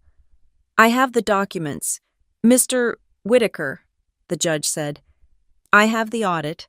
I have the release. The financials seem perfectly clear. The temporary order should never have been granted, but the plaintiff also makes claims of promises and intent. This is a motion to dismiss, and the burden is high. Does the defense have anything further, anything definitive to prove the plaintiff's behavior and intent regarding this Thanksgiving incident? This was it, the moment of the trap. The paper had brought the judge to the door. Now, we were going to walk her through it. Adam paused. He looked at me. I met his gaze, and I nodded. Adam turned back to the judge. Yes, Your Honor, we do, he said. The plaintiff has based her entire petition on a fabricated emotional narrative. We would like to respond not with our own narrative, but with a precise, factual record of the events in question. Your Honor, we would like to play Elevator Exhibit A. Objection. Elliot Bram was on his feet before the technician had even touched the keyboard. His voice was too loud, a theatrical crack in the courtroom's heavy silence. His face, which had been so smug, was suddenly slick with a fine sheen of sweat. Your Honor, the defendant is attempting to introduce unvetted media. We have had no time to review this. This is prejudicial. It's theater. It's an ambush. Judge Hargrove did not even look at him. Her eyes were fixed on Adam. Mr. Whitaker, is this the evidence cited in your supplemental motion last night? It is, Your Honor, Adam replied calmly. The judge turned her cold gaze on Bram. Mr. Bram, you are the one who filed this emergency petition, claiming irreparable harm based on the events of Thanksgiving Day. You put your client's behavior on that day at issue. I am ordering this evidence admitted. I want to see precisely what happened. Sit down. Bram sat. He looked like he had been struck. He fumbled with his binder, his performance of the righteous advocate collapsing into the panic of a man who had lost control of the room. Adam nodded to the technician. The courtroom lights dimmed by half, and the large 60-inch monitor facing the judge's bench flickered to life. The screen was black. Then a timestamp appeared in the bottom left corner, white and sterile. The day before Thanksgiving, 2:17 p.m., the image was from the parking garage service bay. We watched the black sedan pull in. We watched the accountant, the friend of Uncle Dave, sign out the master keycard, MM3, from the unsuspecting security desk. We watched him return to his car. The trunk opened. The entire courtroom saw it. The long, cylindrical tube, the heavy hardshell case, the boxes of champagne, the brand-new laser measure, still in its plastic packaging. This was not a social call. This was the provisioning of a hostile occupation. My mother, at her table, shifted. She whispered something to Bram. He waved his hand dismissively, his eyes glued to the screen, his panic growing. The video cut. A new timestamp. Thanksgiving Day, 7:12 a.m. The view was from inside the freight elevator. The audio, stripped of all ambient hum, was pristine. We watched Caleb and Uncle Dave load the coolers and the now unfurled vinyl banner. The scene cut again. Main residential elevator, 7:30 a.m.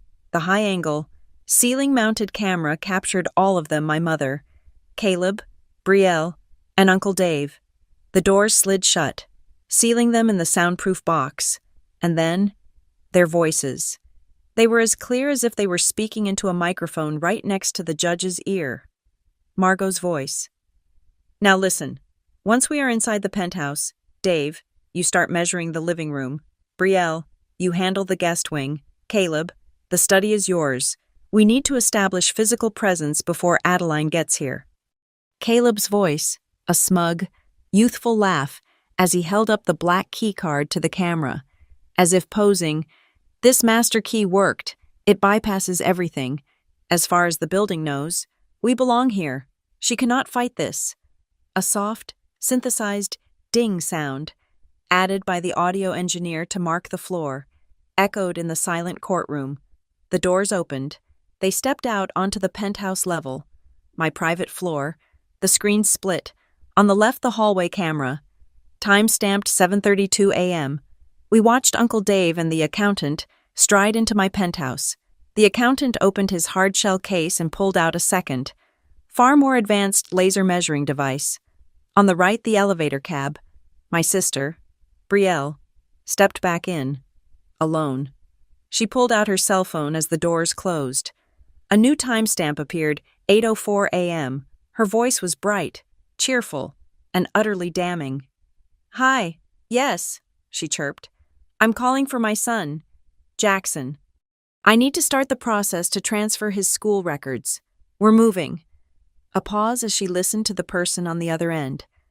"That's right. A new address, the Ivy Laurel Residences, 2801 Northbridge Plaza." I heard a sharp intake of breath from the reporter in the back row. Elliot Bram's head, which had been up, dropped.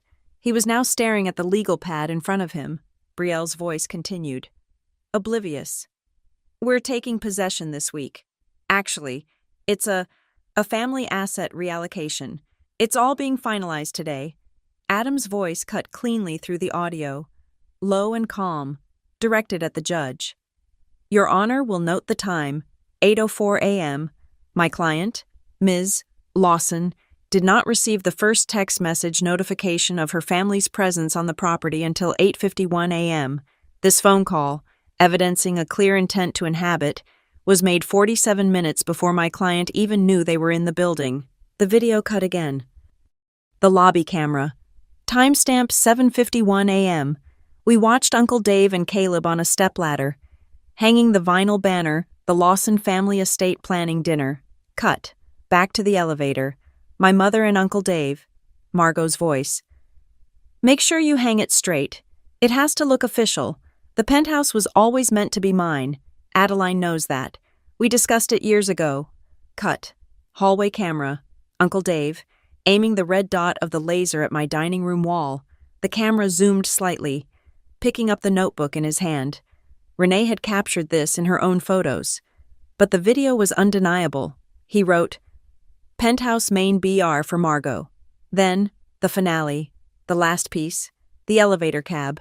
Timestamp 8:17 a.m. My mother and my brother, Caleb, they were riding down to the lobby. My mother was adjusting her cardigan, preparing for her performance for Jonah. Caleb's voice, with a hint of nervousness. What if she just calls the cops? What if she actually fights this? What if she does not care about the optics? And then, my mother. Her face, in the unforgiving high-definition video, was not the face of the trembling victim. It was cold, analytical, and annoyed. Her voice had none of its fragile tremor. It was pragmatic. "She will not," Margot said, her voice flat and absolute. "She is not going to sue her own mother in public. It is bad for her brand. She is not going to have this fight. We just have to force her." She looked at Caleb, her eyes hard. "She will be so humiliated by the spectacle. She will settle. She will have to. We just push." The elevator doors opened on the lobby level. The video showed my mother stepping out, her face instantly melting into the mask of the warm, slightly confused matriarch, ready to con my building manager. The screen went black. A final, soft ding echoed in the room. The technician hit the lights. The courtroom was fully lit again, the sudden brightness jarring. The silence was a physical thing.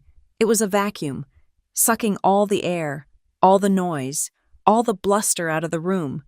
The reporters in the gallery were scribbling with a frantic, silent intensity, their eyes wide, darting from me to my mother.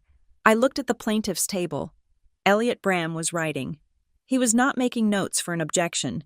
He was not preparing a counter-argument. He was, I realized, calculating his professional exposure. He was documenting how his client had lied to him, how she had exposed him to sanctions by filing a fraudulent petition. He was saving himself. And my mother, she was staring at the blank monitor. Her face was chalk white. The balled-up, unused tissue was still clutched in her hand, a forgotten prop. Her entire performance, her entire case, had been annihilated in 27 minutes. Judge Hargrove slowly, deliberately, took off her glasses. She polished them with a cloth. She put them back on. Her gaze was fixed, not on Bram, but on my mother. "Mr. Bram," the judge said, her voice lethally quiet. Adam stood. "Your Honor, before Mr. Bram responds, I have one final piece of evidence, filed this morning as Exhibit F." He did not need the monitor. He placed a single sheet of paper on the overhead projector. The text, my mother's own lawyer's words, filled the wall. "An offer for familial harmony." Adam read the key line aloud. "In exchange, your client, Ms. Lawson, will agree to a simple, good-faith transfer, cede all tenancy and ownership rights to the unit on the 27th floor for a period of no less than 3 years. This was not a misunderstanding, Your Honor," Adam said, his voice resonating with finality. This was not a plea for fairness. This was a documented, premeditated conspiracy to commit fraud, followed by a written attempt at extortion. The plaintiff's entire petition is a fabrication. Adam sat down. All the pieces were on the table. The judge's gaze was relentless. "Mrs. Kane," Judge Hargrove said. My mother did not look up. "Mrs. Kane, look at me." Slowly, as if moving underwater, my mother raised her head. The victim mask was gone, shattered. All that was left was the raw, ugly, bitter anger of being caught. "Mrs. Kane," the judge repeated, her voice cutting through the room. "The court has just listened to an audio recording, time-stamped and preserved, in which a voice, identified as yours, states, 'She will not sue her own mother in public. We just have to force her. She will be so humiliated. She will settle.' Did you make that statement?" The courtroom held its breath. Elliot Bram put his hand on my mother's arm, a desperate attempt to silence her. "Your Honor, my client, I am not speaking to you. Mr. Bram," Judge Hargrove snapped. "I am speaking to your client, the plaintiff, who filed a petition under oath claiming irreparable harm and immediate danger. I am asking her a direct question." She leaned forward. "Did you say those words, Mrs. Kane?"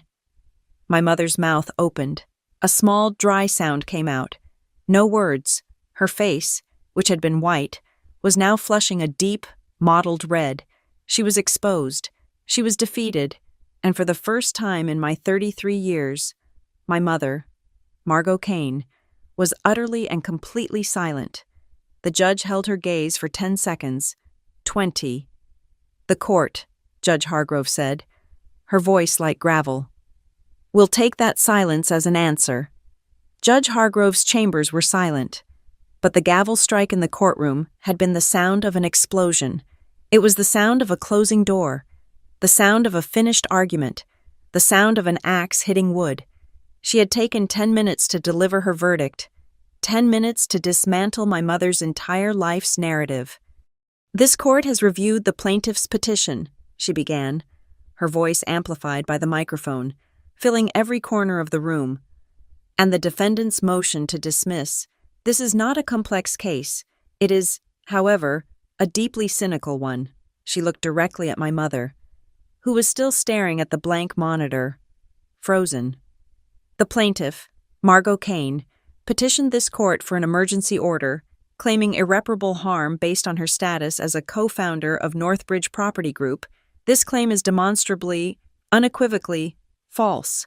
The evidence is not ambiguous." She picked up the stack of papers Adam had filed. Exhibit A, the current operating agreement, listing Adeline Lawson as the sole member. Exhibit BA notarized. Legally binding guarantee release, signed by Mrs. Kane herself 5 years ago. extinguishing any and all claims. Exhibit DA certified forensic audit from an independent third party, confirming that not one single cent of Mrs. Kane's capital was ever invested in the defendant's company. She put the papers down. The plaintiff's case for co-ownership, she continued, her voice sharp, is based on an obsolete document from a dissolved entity. She presented this voided document to building management, not as a misunderstanding, but as a weapon, to gain illegal access to the defendant's property. Elliot Bram, his face pale and waxy, started to shuffle his papers, as if preparing to pack. This court does not usually rule on what happens during a family holiday, Judge Hargrove said, but the plaintiff, by filing this petition, has forced the court to review the events of Thanksgiving Day, and the defendant's evidence, specifically Elevator Exhibit A, is perhaps the most comprehensive proof of bad faith this court has seen this year. She looked at my mother again, her disgust barely concealed. The video evidence does not show a misunderstanding. It shows a premeditated, coordinated conspiracy to commit fraud. It shows the plaintiff and her accomplices trespassing, mapping out the property for seizure, and actively planning their occupation, all before the defendant was even aware of their presence. It shows the plaintiff's daughter, Brielle Lawson, committing fraud by attempting to enroll her child in a new school using a false address she was actively trying to steal. She paused, her eyes scanning the plaintiff's table. And it shows the plaintiff, Mrs. Kane, in her own words, admitting to her entire strategy to create a public spectacle, to humiliate her daughter, and to force a settlement. This is not a family dispute. This is a corporate shakedown. It is an attempt to use the media, public sentiment, and this very court as tools of extortion. The axe fell. Therefore, the court rules as follows, she said, her voice ringing with finality. 1. The ex parte temporary restraining order is dissolved, effective immediately. All accounts are to be unfrozen. 2. The plaintiff's petition is dismissed, with prejudice. That was the word. With prejudice. Not just a loss, a permanent one. She could never file this claim again, ever. 3. The defendant's motion for sanctions is granted. The plaintiff, Margot Kane, will be held responsible for all reasonable legal and court fees incurred by the defendant in responding to this fraudulent petition. My mother's head snapped up. Her eyes, which had been blank, were now wide with pure, undiluted panic. This was not part of her plan. The victim was now the one who had to pay. And 4, Judge Hargrove said, as a final, crushing blow, this court issues a permanent restraining order against Margot Kane, Caleb Lawson, Brielle Lawson, and Dave Kane. They are prohibited from contacting Adeline Lawson, her employees, or her tenants. They are prohibited from making any public statements, online or otherwise, claiming ownership of Northbridge properties, and they are barred from coming within 500 feet of the Ivy Laurel residences or any other property listed in the defendant's portfolio. Violation of this order will result in immediate arrest. She looked at Bram. And Mr. Bram, I suggest you review the professional code of conduct regarding the filing of bad faith petitions. You are dangerously close to sanctions yourself. She then delivered the final benediction, the words that separated my world from theirs forever. This court does not mediate family arguments. It does not rule on duty or gratitude or blood. This court rules on the law, and the law, in this case, is absolute. We are adjourned. The gavel struck the wood. The sound was a period. The end of the sentence. Elliot Bram, desperate, his career flashing before his eyes, jumped to his feet. Your Honor. Please, if I may. My client. This was a family matter that spun out of control, a terrible misunderstanding. I have ruled. Mr. Bram, Judge Hargrove said, already standing, her back to him. The court is done. She swept out of the room. For a single, suspended moment, the courtroom was silent. My mother and her lawyer were frozen. The reporters were poised, pens above paper. Then, the explosion, the sound of chairs scraping. Laptops snapping shut, voices rising, the gallery, the reporters, the spectators, all surged toward the aisle. My mother remained seated, her face ashen, her hands flat on the table. She was staring at the space where the judge had been. She was a statue of her own ruin. I did not celebrate. I did not smile. I did not even look at her. I felt the tension, the cold, pressurized ice that had been in my chest for a week, finally dissolve. It was not joy. It was just absence. The absence of threat. I stood. I buttoned my jacket. I turned to Adam, who was already packing his briefcase, his face calm and professional. "Thank you, Adam," I said. "It was a good file, Adeline," he replied. I walked to the audio-visual technician, who was coiling his cables. "Thank you for your assistance," I said. "Your work was flawless." He nodded, surprised. "Just doing my job, ma'am." Then, I walked out. Renee and Adam flanked me. We moved as a single unit, parting the sea of chaotic reporters who were now swarming toward my mother's table, sensing the new blood in the water. We reached the front steps of the Daily Center. The cold November air hit my face. It felt clean. The cameras were there, waiting. A wall of flashes and shouted questions. "Ms. Lawson, what is your reaction to the verdict? Will you be suing your mother for more? Adeline, how does it feel?" They pressed in. A wall of microphones and lights. I stopped. Just once, I looked directly into the nearest camera. I did not need to shout. My voice was clear. "Boundaries are built with paper," I said, "and they are kept with the truth." I said nothing else. I walked past them, down the stone steps. They did not follow. They had their soundbite. I did not wait for the car. I walked, pulling my phone from my pocket. It was already vibrating, a continuous, insistent buzz. The screen was a cascade of notifications. The first was an email from my banker, the head of underwriting. Time: 9:41 a.m. We were in the gallery. The TRO is lifted. The Fulton Market deal is back on. Proceed. The second was a text message from Jonah Pike. It was a photograph. It was a new, sleek, brushed steel sign installed next to the main elevator bank in my lobby. It read, "Areas beyond this point are private residences. 3-factor identity verification required. No exceptions. No guests permitted without tenant authorization." His text was one sentence: "The building is secure, Ms. Lawson." The third was a secured email from Renee. Subject: the archive. "The final court-admitted cut of Elevator Exhibit A has been moved to secure, offline cold storage. You are the only individual with the password. The truth is preserved." My business was safe. My home was secure. My truth was locked away. I arrived at the Ivy Laurel. The lobby was quiet, clean. The terrible vinyl banner was gone. The smell of champagne and entitlement had been replaced by the faint, sterile scent of lemon and polish. I swiped my new keycard. I placed my thumb on the new biometric scanner. I entered the new passcode. 3 factors. A green light clicked. I stepped into the elevator, alone. The doors slid shut, sealing me in. The cab was silent, just the low, ambient hum. I was in the exact spot where my mother had plotted my humiliation, where my brother had laughed, where my sister had committed fraud. I looked up. In the corner of the brushed steel ceiling, a small, dark circle, the wide-angle lens of the camera, the silent, impartial witness that had recorded the truth. I did not smile.